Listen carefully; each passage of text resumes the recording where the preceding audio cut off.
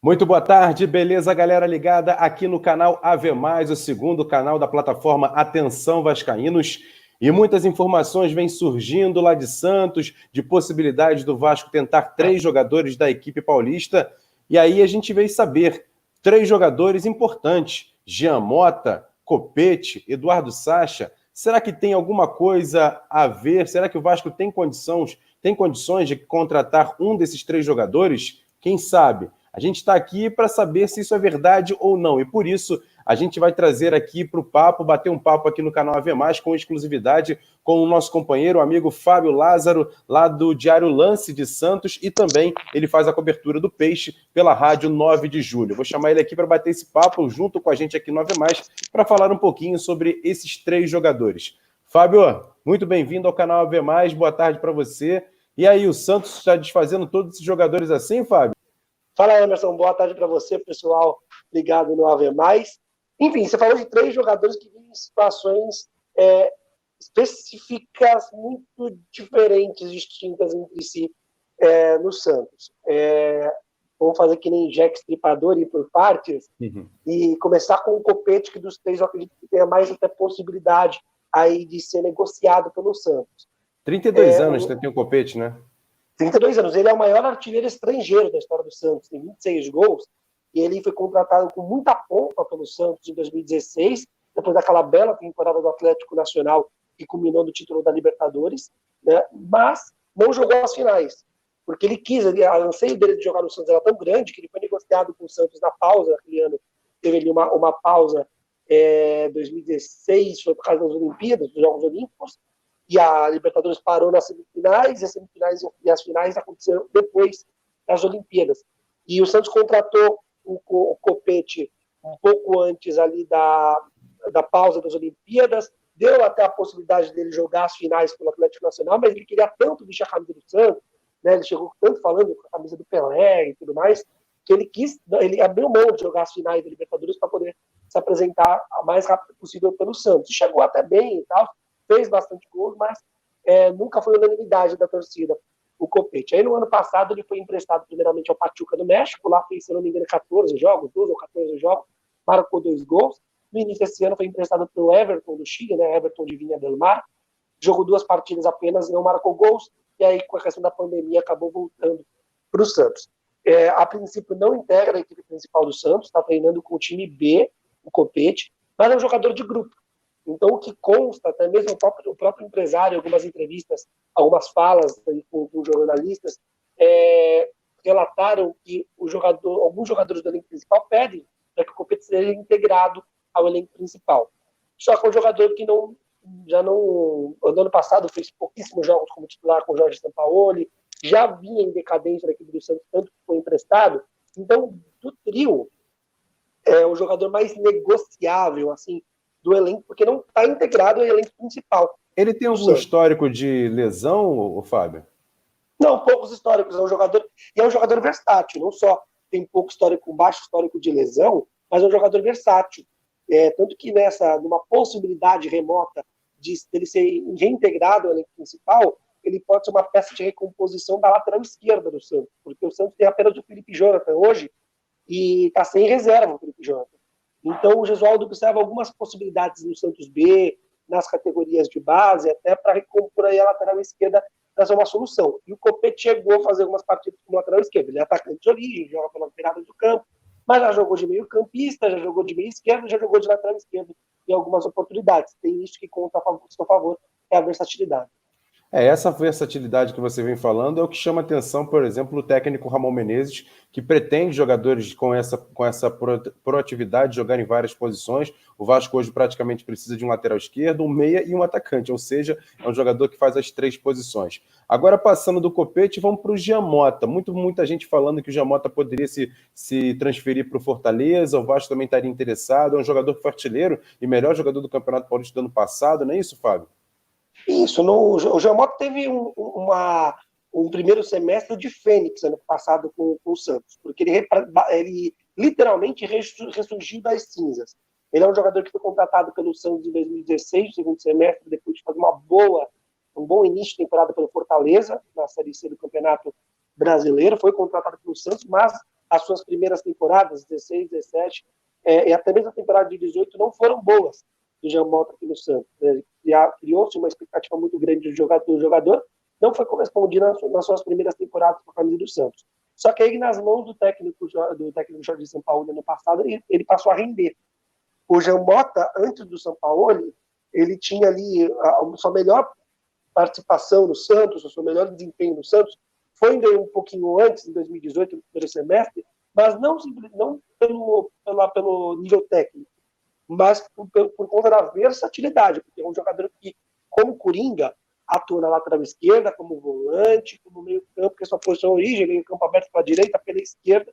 Então, o jogador que passeou ali, tirando na zaga e no gol, jogou praticamente todas as posições com a camisa do Santos. Por isso, o melhor momento, não porque desempenhava um nível técnico primoroso, mas porque ele era um pau para toda a obra, né? Era um Coringa naquele elenco do Santos. Com o Sampaoli, não, ele foi na posição dele como meio atacante, rendeu. Na temporada passada foi um dos artilheiros da equipe, não chegou a ser artilheiro que foi o Sanches, mas foi o segundo ou terceiro artilheiro do Santos, acho que só ficou atrás do Sanches e do Sacha, se não me engano. Marcou 10 gols na última temporada, como você bem disse, foi considerado o craque do Campeonato Paulista de 2019. Só que ele perdeu espaço no segundo semestre. Chegou a ter sondagens do mundo árabe, teve até uma situação específica após Copa América no passado, no clássico contra o São Paulo, que o Santos foi derrotado por 3-2 no Morumbi, e na zona mista ele acabou criticando a postura do presidente José Carlos Pérez, que segurou, e ele queria ter saído, porque ele criticou também por tabela o São Paulo, que acabou, depois do Paulista, esquecendo dele, né? Então ele acabou perdendo espaço naquele time titular do Santos. Fez um ótimo primeiro semestre, já um segundo semestre muito abaixo do Jean Mota. No início de 2018, o Santos chegou a receber ofertas do Bahia, do próprio Fortaleza e do Ceará, que foi o que mais chegou próximo a contratar o Jean Mota, porque na época existia um interesse do Santos no Everson, que posteriormente acabou sendo contratado, mas existia um interesse de uma troca, Jean Mota ir para o Ceará e o Everson ir para o Santos. Só que quando eu estava prestes a concretizar essa troca, o Jean Mota não quis ir para o Ceará por conta da identificação dele com o Fortaleza. E aí ele acabou ficando, na época, eu recebia muito no Twitter, né? Nossa, torcedor do Santos não tem dia de paz, torcedor querendo mesmo que o Jean Mota fosse embora. Né? E ele acabou ficando e acabou calando a boca, pelo menos no primeiro semestre de muitos, porque com o São Paulo ele acabou rendendo. O segundo semestre acabou perdendo espaço, e aí algumas semanas atrás, um mês atrás, voltou o nome do jogador em pauta. O Santos estipulou um valor de 4,5 milhões de reais para o Jean Mota. É válido afirmar que o Jean Mota tem 80% dele é do Santos, 12% ainda é do Fortaleza e 8% dos empresários. O Fortaleza, a princípio, tentou pedir para o Santos emprestar o atleta até o fim do ano e no ano que vem comprar, porque o Fortaleza não tem dinheiro para pagar agora. O Santos queria a compra integral do jogador. E aí negociaria parcelas. O que barrou, e isso foi o que mais chegou próximo do acerto. O Fortaleza comprar os 80% dos direitos do Santos, já tem 12%, ficaria com 92% dos direitos, contrataria e pagaria parcelado esses 4,5 milhões. Só que o Santos vive uma situação financeira muito delicada. E ele queria uma primeira parcela mais gorda. O Fortaleza não tem esse dinheiro. O Fortaleza queria pagar aí 200 mil reais agora, mais 600 ir lá para outubro, mais 200 em dezembro. Meio Casas Bahia, né? Exatamente, do carnê, e aí pagar aí 1 milhão esse ano e os outros 3,5 milhões serem pagos em parcela no ano que vem. O Santos quer dinheiro agora. O Santos, por exemplo, o Santos não pode registrar novos jogadores por conta de uma dívida com o Hamburgo da Alemanha, por conta do Kleber Reis em 2017. Então o Santos quer dar essa dívida, porque o Santos quer trazer, por exemplo, o Robinho, que está com o contrato acabando lá na Turquia. O Santos tem interesse em reforçar alguns elencos. Precisa de um lateral esquerdo, precisa de um meio campo, precisa de um zagueiro. Então o Santos quer reforçar esse elenco, mas não pode. Tem que usar soluções caseiras com a base, porque precisa pagar a dívida, está bloqueado. E aí essa negociação acabou esfriando. Eu falei recentemente com o Marcelo Paz, presidente do Fortaleza. Depois, uma terceira tentativa do Fortaleza para tentar comprar 40% e não 80% por 2,5 milhões. Mesmo assim, o Fortaleza não tinha bagatela de pagar tudo agora. E Fábio? É uma boa bagatela em 2020 ainda. O Jean Mota tem 26 anos. Você acredita que o Santos pretende ficar com ele ou quer mesmo negociar? Você acredita que o Jean Mota tem condição de ficar ainda para a temporada no Santos ou mesmo a tendência é que ele saia? Olha, eu acho que não dá para gravar. Eu acho que depende do negócio bom. Acho que se aparecer um negócio bom para o Santos não vai fazer esforço nenhum para permanecer com o jogador, porque ele não é titular com o Gesualdo. O Jean Mota não foi titular nenhuma vez com o Gesualdo, inclusive esse ano. Entrou em 4 ou 5 partidas, eu tenho os números aqui, mas está no notebook, então eu não consigo ter agora acesso, mas de cabeça aqui 4 ou 5 partidas, e não foi titular em nenhuma. Então eu acredito que o Santos não é um jogador que o Santos vai liberar fácil, porque é um jogador importante para o Santos ter no grupo, porque é versátil, pode jogar em várias posições, embora não seja tão bem quisto pela torcida, é um jogador que já teve uma boa passagem, um bom momento no começo do ano passado, que pode, né, fica sempre a esperança dele poder repetir esse bom momento. Então o Santos não vai se desfazer fácil, o Santos quer ganhar dinheiro em cima do jogador, mas se aparecer uma proposta boa, por exemplo, se o Fortaleza quisesse pagar esses 4 milhões e meio, pagar 2 milhões e meio do Jean Mota, muito possivelmente, tipo agora, no cash, aqui agora, uma vez só, pagando, ou pelo menos seria 2 milhões agora, mas 500 mil até o fim do ano, depois paga os outros 2 milhões. Eu acho que dificilmente o Santos faria vistas grossas. O problema é que o Santos quer dinheiro agora, e aí não quer seguir fazendo jogador, sabendo que vai receber dinheiro só depois. O torcedor do Vasco deve estar vendo o seguinte, o problema do Santos é o mesmo do Vasco, falta de dinheiro, é a mesma situação.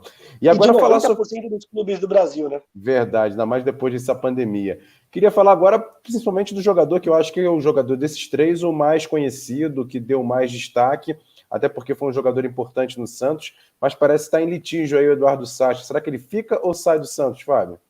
Não, dificilmente o jogador fica no Santos, principalmente depois de ter acionado o clube na justiça. O Sacha cobra 15 milhões de reais do Santos. Para a gente entender essa história, e aí eu vou, a princípio, o torcedor Vasco não pode se encher de esperança, mas aí eu já vou ter que jogar aquele balde de água gelada, porque ele provavelmente está indo para o Atlético Mineiro. Embora jogar com o Sampaoli, né? Exatamente. Embora o Atlético Mineiro não assuma, o São Paulo não assuma, ninguém assuma, até por questões óbvias, o Atlético Mineiro e o São Paulo, por si só, está muito por trás dessas ações judiciais do Everson e do Eduardo Sacha. O Santos já devia, antes da pandemia, 2 a 3 meses de direito de imagem da grande maioria dos atletas. Vale ressaltar que, segundo a Lei Pelé, 60% dos salários dos jogadores tem que ser pago em carteira, 40% podem ser pagos, né? Pode ser 40%, no mínimo 40%, mas pode ser menos, né? No máximo, na verdade, 40%. E o direito de imagem não é a CLT, o direito de imagem é um contrato de pessoa civil, que no Santos a maioria dos jogadores recebem esse valor de 3 em 3 meses, trimestralmente. Só que nos últimos 3 meses o Santos não recebeu esse valor. E aí entrou na pandemia e teve um agravante, que o Santos não teve uma negociação consentida com os jogadores na redução salarial. A princípio tinha aí um acerto de 30%, pelo menos da parte dos jogadores já fechados. E aí houve uma falha de comunicação, porque os jogadores entenderam que 30% seria reduzido, estavam de acordo. O que a diretoria fez pagou apenas 30%, ou seja, cortou 70%. Caramba! E aí não foi consentido. Isso há 3 meses. Só há 3 meses. O CAF-MSP, né, que é o Sindicato dos Atletas do município de São Paulo, emitiu nota que foi amplamente compartilhada por grande parte do elenco do Santos. O Santos aí levantou alguns líderes do elenco, e entre eles estava o Everson, né, que pediu essa rescisão para negociar, mas não chegou a um denominador comum. 3 meses, além com os 3, que agora já são 5 meses de direito de imagem atrasado, tem mais aí esse recebimento de 70%, o corte de 70% não consentido, que é a grande questão. O Santos baseia na MP, né, 936, que foi a MP da pandemia e tudo mais, só que a BNP ela é muito clara a dizer que esses acordos só podem acontecer, só podem ser firmados se houver o consentimento entre empregado e empregador. E não houve. O Santos não mexeu. O Santos fez isso, alega que fez isso para não mexer no salário dos funcionários que recebem menos. Então, assim, funcionários que recebem até R$ 6.100, que é o teto da Previdência, não tiveram o seu salário mexido. Os funcionários que recebem mais do que isso, 6 mil para cima, aí tiveram esse corte de 70% e os funcionários consentiram. Os atletas não. E aí o Santos não abre mão dessa redução a princípio de 70%. A princípio, também tinha, o Santos prometeu que metade desses 70%, ou seja, 35%, seria ressarcido no futuro. Só que os jogadores, eles não querem aceitar, eles querem uma redução seca, por exemplo. Para reduzir 30, reduz 30, não tem pagamento futuro. Reduz 30, a gente entrega para Cristo, já não diria, né? Uhum. Aqui em São Paulo, entrega para o Santos. A gente sabe que não vai contar com esse dinheiro e recebe o resto. Porque os jogadores do Santos, por conta de tanto diz que não diz que me diz, ou tanto fala uma coisa, o presidente, a diretoria fala uma coisa, depois diz outra coisa completamente diferente no minuto seguinte. Promessas não cumpridas, né? Eles não conseguem ter essa confiança que, por exemplo, vai hoje cortar 70%, mas ficar esperançoso que vão receber 35% depois, que pode ser que não receba 75%, ou receba 75% só se acionar judicialmente, ou se vai receber 75% em 250 parcelas. Então, os jogadores do Santos preferem um corte seco. E a diretoria do Santos sai redutível, porque não tem caixa. Não quer um corte maior, a princípio, nem que pague, né, ressarça boa parte depois. Ou seja, vários jogadores do Santos podem sair ainda durante essa pandemia, né? Então, pode, mas não deve ser o que não deve acontecer. Ontem teve até uma reunião interna, os jogadores mesmo, eles se fecharam, aí levantou-se algumas lideranças para procurar vias de negociação interna, até mesmo representantes do comitê de gestão do Santos, diretor de futebol, o Ian Thomas, conversou com o elenco, mas assim, fica muito essa questão de a gente não dá para cravar nada, porque, por exemplo, no domingo à tarde, o Everson acionou o Santos. No mesmo dia, pego de surpresa, o Gesualdo reuniu os jogadores para perguntar, mais alguém vai fazer isso? Só para eu saber, para eu não contar, porque o Santos joga hoje, né? Do domingo para a quarta, eu quero preparar meu time. Claro. E o Sacha estava nesse treino, e o Sacha nada falou. E o Sacha treinou, e o Sacha fez teste de Covid. E no mesmo dia, às 10h06 da noite, protocolou na sexta vara de justiça de Santos. E então, assim, esses dois jogadores são alvos do Atlético Mineiro. E aí, se a gente puxar a linha do tempo, ninguém melhor do que Jorge Sampaoli conhece o bastidor conturbado que é o São Futebol Clube. Porque ele bateu de frente com a diretoria e saiu pela porta dos fundos. Saiu brigado com a diretoria.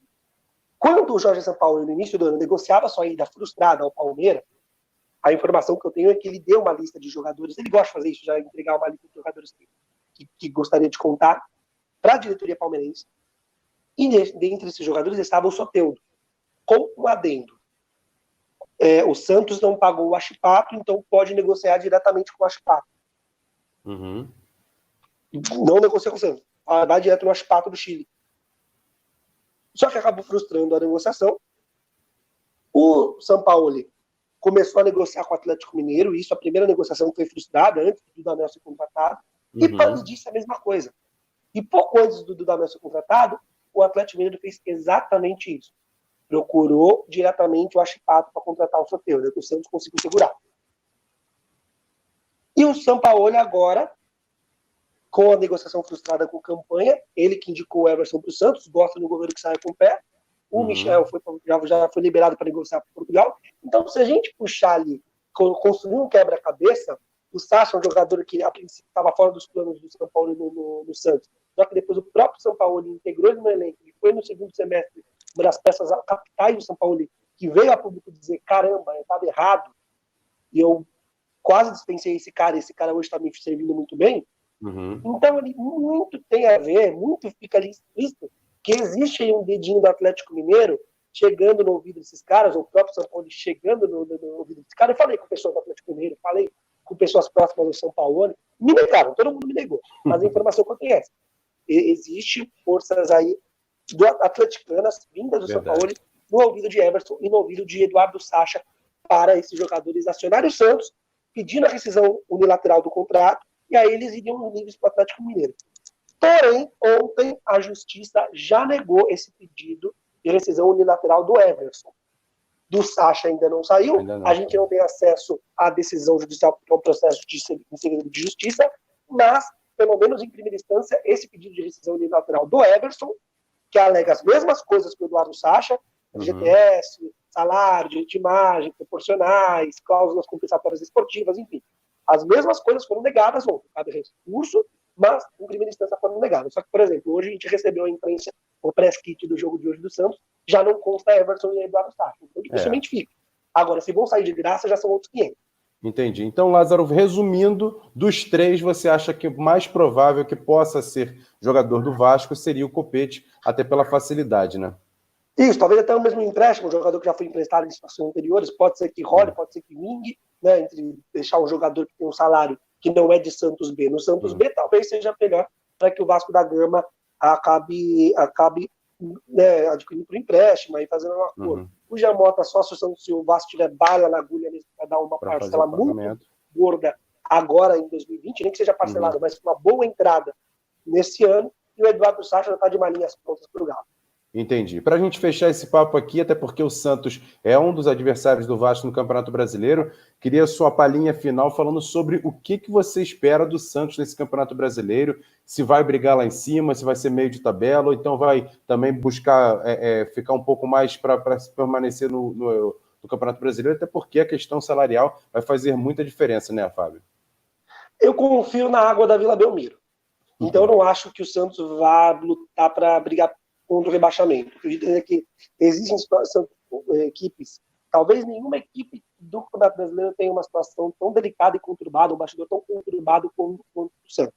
Olha, tem aqui no Rio de Janeiro. Não, mas eu me arrisco a dizer que aí tem aqui, a gente sabe que tem aí no Rio mesmo, o próprio Vasco, o Botafogo tem um bastidor conturbado, aqui em São Paulo, o Corinthians também está com um bastidor muito conturbado, mas assim, verdade. O Santos está com eminência de eleição no fim do ano, com mais uma eminência de pedido de impeachment antes disso. O presidente pode ser afastado, jogador entrando na justiça. Se a gente colocar no balaio somatória, a gente tem os times aí que tem várias crises separadas, só que o Santos tem todas elas juntas. Caramba. Tudo isso junto. Então, assim, o bastidor do Santos eu acredito que seja o mais conturbado hoje dos times da Série A do Campeonato Brasileiro e do Brasil só no mais que do Cruzeiro.